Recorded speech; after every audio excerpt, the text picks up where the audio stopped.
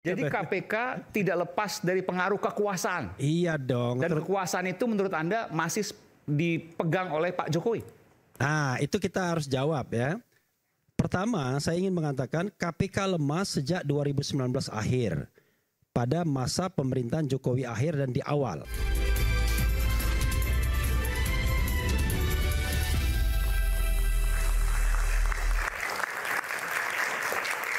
Kembali di Rakyat Bersuara. Ini acara siaran langsung, jadi apa yang disampaikan tidak bisa ditarik kembali. Ya tapi skandalnya langsung apa enggak? Nanti kita tanya ke Mas Guntur dan Mbak Wadi nanti. Tapi sebelum saya tanya ke sana, saya ke Bung Refli dulu. Bung Refli, kalau tadi dikatakan, kenapa nggak pra-peradilan? Karena ada keraguan, satu. Yang kedua, kenapa kemudian ini dilakukan penggeledahan, Mas Hasto? Karena untuk salah satunya ada kecurigaan terkait dengan pengalihan isu karena Bang Ubed dan lain sebagainya hari ini melaporkan terkait UCCRP. Tapi kemudian dibantah oleh Bung Andi Azwan bahwa ini nggak ada kaitannya dengan Pak Jokowi dan sebagainya. Bahwa kemudian ada panitia seleksi pimpinan KPK yang masih bisa dikendalikan Pak Jokowi itu sebuah hal yang nggak mungkin. Karena itu juga pimpinan KPK dipilih oleh DPR. Jadi bukan tunggal oleh seorang Jokowi. Apa yang kemudian Anda bisa nilai dari sini? Iya, kita kan ketika pemerintahan ini berganti, kita berharap ada perbedaan yang signifikan antara pemerintahan sebelumnya dengan pemerintahan hari ini. Karena kita tahu bahwa sebagai orang hukum, jarang sekali orang hukum yang mengatakan bahwa penegakan hukum itu baik, benar, on the right track. Rata-rata kan pesimis. Jadi itu perdebatan yang biasa kita dengar di antara kalangan ahli hukum. Kalau Anda menjadi lawyer dan lain sebagainya, udahlah orang kemudian melihat dengan perasaan, ada yang tertawa, ada yang getir melihat perbedaan antara Gus Nur dengan Harvey Mois. Jadi Gus Nur itu bikin satir, dia munculkan kerugian negara 0 rupiah, hukumannya 6,3 tahun. Ini kerugian negaranya 300 triliun, tetapi hukumannya kurang lebih sama, cuma beda 2 bulan saja, 6,5 tahun. Nah ini kan kalau kita belajar hukum, orang jadi bingung, apa yang menyebabkan seorang Gus Nur misalnya harus dihukum separah itu dengan tuntutan maksimal 10 tahun sebagaimana tercantum dalam Undang-Undang Nomor 1 1946 yang kemudian dibatalkan MK, dianggap sebagai undang-undang yang inkonstitusional. Coba bayangkan, kan harusnya kita semua termasuk penguasa itu minta maaf sama Gus Nur, sama Bambang Tri misalnya yang telah udah selesai mereka menjalani hukuman ya sekarang? Belum. Oh masih? Masih sekitar April mungkin baru bebas 2/3 dari masa hukuman plus remisi-remisi. Jadi kalau kita misalnya lihat 300 triliun korupsi, nanti ada remisinya, kemudian ada 2/3 dan lain sebagainya, tidak terasa tiba-tiba 3 tahun, 4 tahun sudah bebas. Sementara uang hasil korupsinya mungkin belum habis begitu ya. Nah ini kan persoalan hukum di Indonesia tidak hanya pada masa pemerintahan Presiden Jokowi, tapi juga terjadi sepertinya terestafet pada masa pemerintahan Prabowo yang sebelumnya. Pra-peradilan khawatir kalau seandainya diajukan ya pasti kalah, kurang lebih gitu. Saya itu kalau pra-peradilan bisa menjawab yang mengajukan siapa. Kalau yang mengajukannya punya afiliasi politik tertentu, orang-orang tertentu ini bakal menang, ini bakal kalah, udah kelihatan. Pra-peradilan kelihatan, Bung Refli? Aduh, kita kan bisa menganalisisnya kan dengan gampang, dengan mudah. Jadi kasus ini bakal dibebaskan, kasus ini tidak. Ini let's say begini saja lah. Kalau Tom Lembong, ya kan, walaupun sampai sekarang ini tidak jelas apa kerugian negaranya, sebagai salah satu unsur dari tindak pidana korupsi yang dikenakan kepadanya pasal 2 dan pasal 3, itu pra-peradilan nggak menang dia. Tetapi ada, saya tidak mau menyebut namanya, ada seorang pejabat, entah itu menteri atau wakil menteri, yang sudah jelas-jelas menerima gratifikasi, pernah ditetapkan sebagai tersangka, hanya karena prosedur, kemudian dikalahkan, dan ketika mau ditetapkan lagi sebagai tersangka, nggak bisa.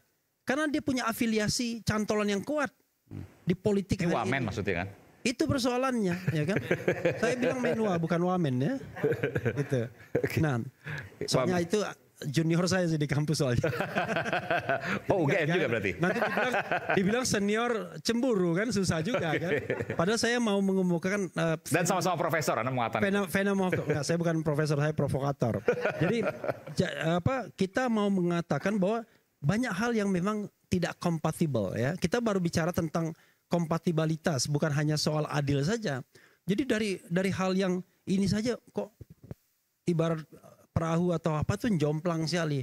Nah karena itu menurut saya selalu berharap ya bahwa pemerintahan Prabowo ini serius untuk memberantas korupsi. Tetapi kan kita bicara based on fakta yang ada ya. Jangan soal sentimen katanya. Maka saya lihat misalnya kasus-kasus yang besar apa? Kasus Zarub Rikar kan kemarin yang ditemukan dana cash saja hampir 1 triliun. Itu super besar. Kata pejabat publiknya, kata Maki beda lagi, itu enggak 1 triliun, sudah 1,6. Ada yang bilang, adalah saya tahu itu 2 triliun. Nah, gosip seperti ini kita tidak tahu mana yang benar, mana yang salah. Tetapi kalau kita bicara tentang transparansi publik sebagai bagian dari good governance, clean government, ya harus dijelaskan. Keraguan publik itu harus dijawab. Ini uangnya yang disita itu hampir 1 triliun, 1,6 triliun atau 2 triliun. Kan gawat sekali kalau dientit misalnya.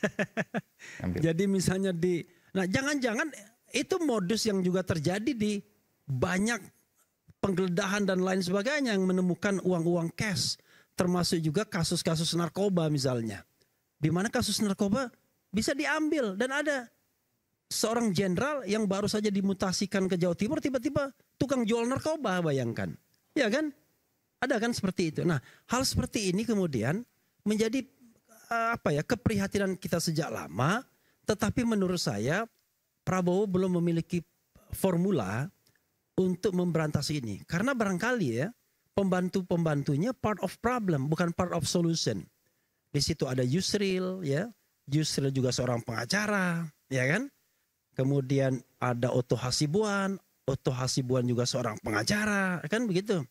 Kemudian ada yang tadi adik angkatan saya selalu menjadi ahli dari koruptor, tindak pidana korupsi dan lain sebagainya. Maka kemudian ada yang namanya conflict of interest. Masa mereka part of problem, bagian dari masalah? Ya bagi saya orang hukum, Anda sepintar apapun, kalau ada conflict of interest Anda nggak bisa lagi pintar. Maksudnya pengacara nggak boleh jadi menteri gitu? Atau wakil menteri misalnya? Boleh lah. Nggak boleh? Iya. Sekarang cek. Mereka misalnya sudah tidak praktek lagi. Ya kira-kira ada nggak trading in influence itu, memperdagangkan pengaruh misalnya. Itu yang kemarin kemudian sempat ada kasus di Wamen tadi Anda sebutkan. Ya Allah. Coba Anda lihat tuh, dicek tuh di Mahkamah Konstitusi. Meskipun pra peradilan membatalkan semua itu karena dianggap tidak ada.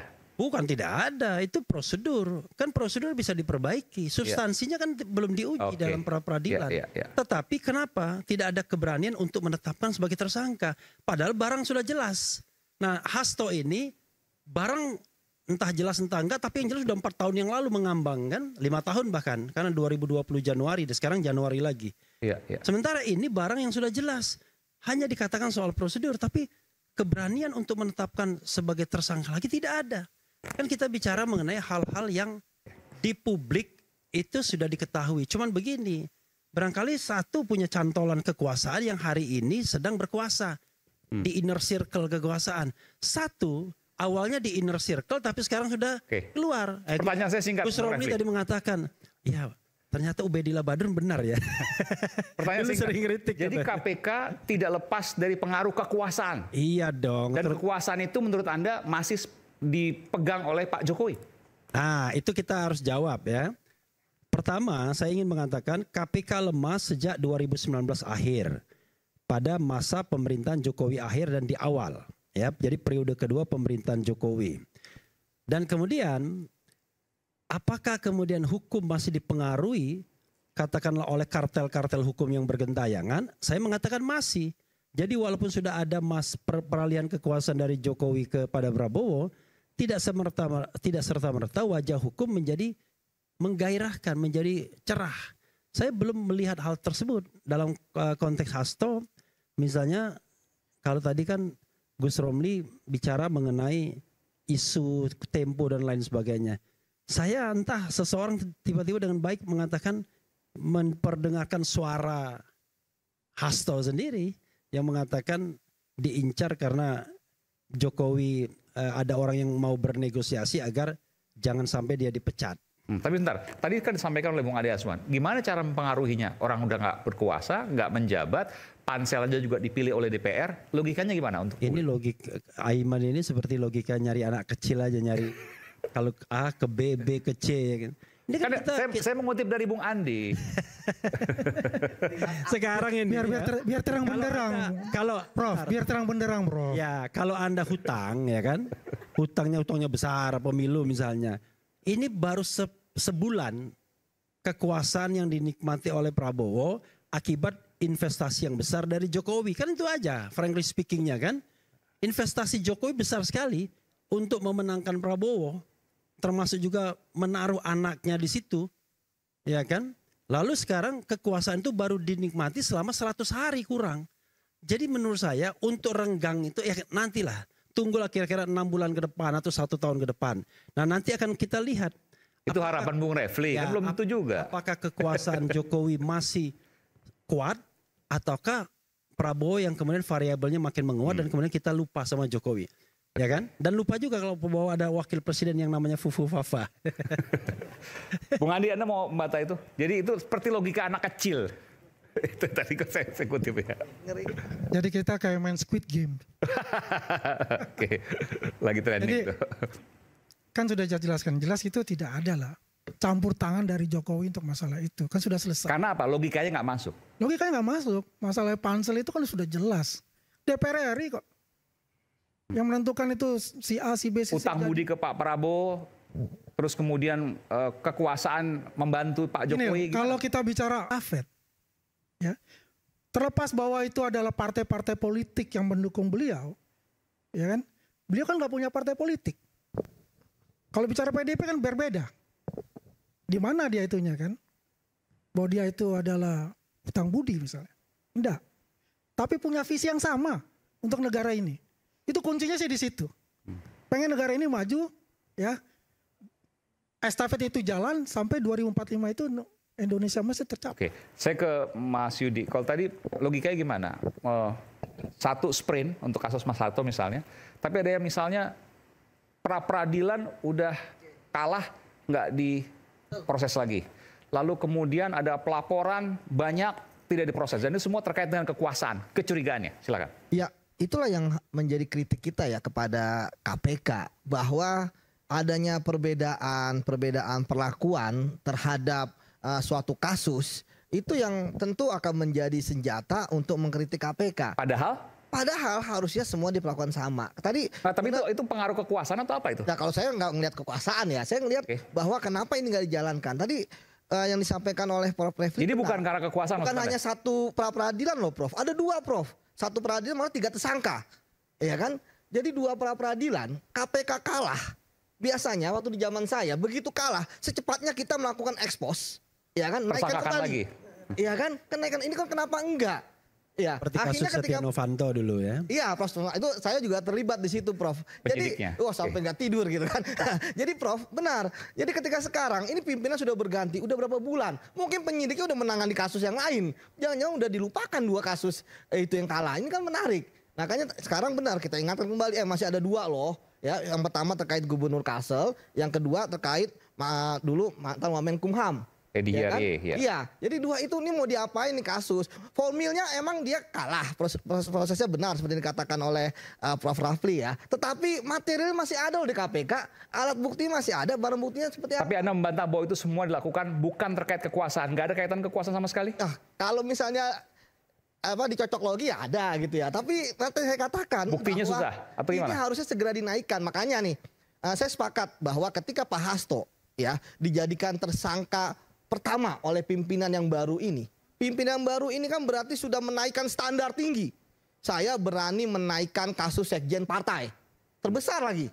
Nah, kalau itu aja berani, yang lain juga harusnya mau dong. Kalau tidak terkonfirmasi apa yang dikatakan Prof. Refli. Ada kekuasaan lah, ada inilah. Ya kan? Itu karena 2 ini yang jelas. Kalau yang lain masih laporan, masih panjang lah prosesnya. Saya bicara yang jelas aja. Ini dua kasus masih tinggal naikin uang sprindiknya, kok nggak bisa? Ada apa? Kan tinggal tanda tangan. Saya mencium, tinggal sprint kayak Pak Hasto ini. mencium keanehan di pernyataannya Mas Yudi. Seakan-akan kasusnya Mas Hasto ini lebih tinggi daripada kasus-kasus lain yang jelas-jelas merugikan triliunan uang negara. Atau kasus-kasus lama. Jadi seakan-akan ini paling tinggi. Padahal kalau kita mau bicara, Mas Hasto ini bukan pejabat publik, bukan pejabat negara, tidak ada kerugian negara dalam kasus ini.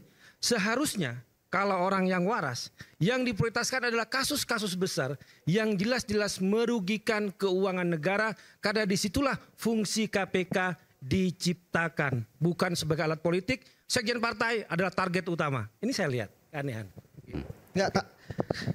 Nggak, korupsi itu nggak harus merugikan keuangan negara, Bang. Ada 7 jenis di dalam undang-undang. Pemerasan, gratifikasi, menyuap dan sebagainya. Jadi kita nggak bisa apple to apple bahwa ini kasus kerugian negara prioritas dan sebagainya. Saya pikir ketika ada kasus di KPK ya harus tuntaskan. Ya ketika misalnya tadi ada kasus yang KPK ngambang, nggak jelas, dianggap tebang pilih, ya itu risiko yang harus dihadapi oleh KPK seperti itu. Jadi nggak ada yang namanya ini mengincar, yang namanya ini nggak, semua pasti ada alat bukti. Saya masih yakin bahwa teman-teman saya di KPK penyidik nggak akan ada keterangan saksi dipalsukan, ada barang bukti diletakkan di rekayasa, enggak lah. Pasti Tapi Anda ada. di kasus lain tidak menangkap keanehan. Kasus ada 2 Ya, peradilan. makanya kita desak, Bang. Makanya itu. saya anggap Kita Anda desak. harus fair dong. Loh, ini kan- Kalau kasus ini nggak aneh kok tiba di sana nggak aneh, ini gimana Anda makanya ini? saya ungkapkan. Kecuali saya nggak ungkapkan, saya fair lah. Semua kasus tadi saya katakan itu KPK kapan naikkan sprindik, ya kan? Ini menarik. Ya, tapi ketika Pak Hasto, ya saya katakan itu sudah proses yang benar. Nah, kalau yang nggak benar, ini kita luruskan. Kita kan seperti meluruskan benang basah nih di KPK, ya kan? Nah, itu yang mau kita luruskan. Jadi Pak Hasto mendapatkan keadilan, yang lain pun juga adil, kan begitu, Pak? Enggak. Kalau bagi saya Anda tuh ngeliat tebang pilih. Kalau kasusnya Hasto penyidik KPK lurus, kalau kasusnya yang pra-peradilan yang kalah, yang 2 itu tidak lurus. Padahal sama-sama penyidik KPK dalam lembaga yang sama, di bawah kepemimpinan yang sama. Itu yang saya anggap Anda tidak fair dalam melihat kasus-kasus itu. Gitulah. Kalau saya nggak fair, saya nggak akan mengungkapkan dong, ya kan? Kan diungkapkan. Makanya saya katakan di sini, ayo semuanya diluruskan, gitu kan? Di jalan yang benar. Tapi begini, saya mau tanya. Kenapa kasus Mas Hasto ini menjadi menarik? Karena selain kasusnya tadi sekjen, ya kan, sebutkan saja, meskipun bukan yang besar, angka korupsinya masih jauh banyak lebih besar. Yang buron masih banyak juga, tapi ini sprint gitu ya. Ada satu hal yang mungkin menarik, Bung Gun Romli, bahwa Mas Hasto menyimpan banyak rahasianya, atau ada hal lain. Nanti saya boleh ke Mas Guntur Romli, selepas jeda saya akan sedang balik. Tetap bersama kami, rakyat bersuara.